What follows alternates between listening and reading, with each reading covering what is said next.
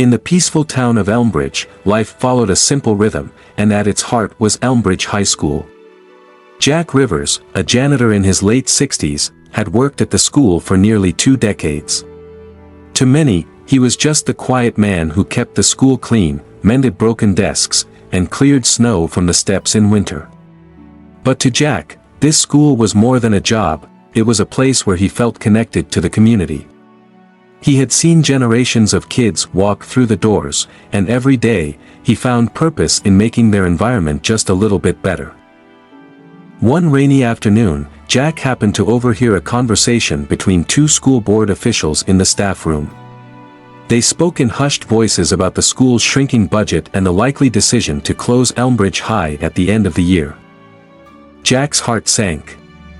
He couldn't imagine the school closing its doors. What would the students do? Where would they go? That night, he lay awake, troubled by the thought of Elmbridge without its school. Jack knew he wasn't a wealthy man or someone with influence, but he decided then and there that he wouldn't let the school go down without a fight. The next morning, Jack began to take action. He visited the local library, researching how to organize community fundraisers and start petitions. Jack wasn't used to public speaking or being in the spotlight, but he was willing to try.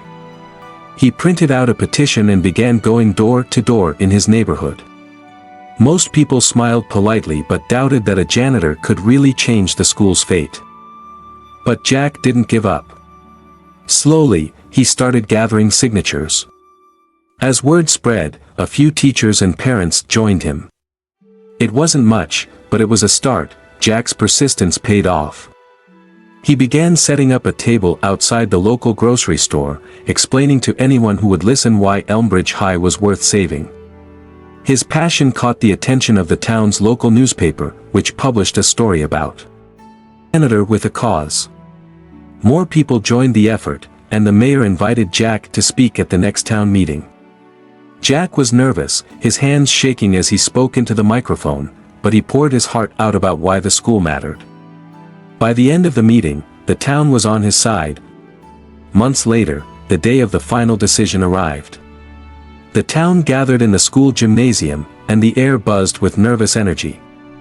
Jack sat quietly among the crowd, his heart racing as the school board members stepped forward.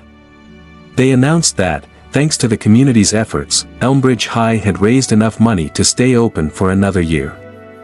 The crowd erupted into cheers, and people turned to Jack, clapping and calling his name. For a moment, he stood frozen, overwhelmed by the support.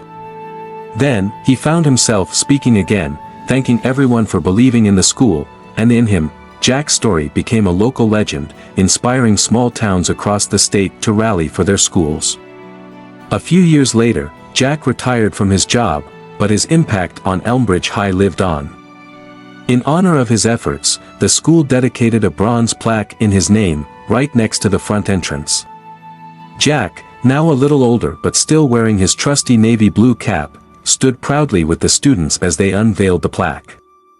He knew that he wasn't just a janitor anymore, he had become a symbol of hope and a reminder that even the smallest voices can create a lasting change. Jack Rivers' story shows us that sometimes, the people we least expect can make the biggest difference. If you enjoyed this story of an unlikely hero, don't forget to like, subscribe, and share it with others who need a little inspiration. Who knows?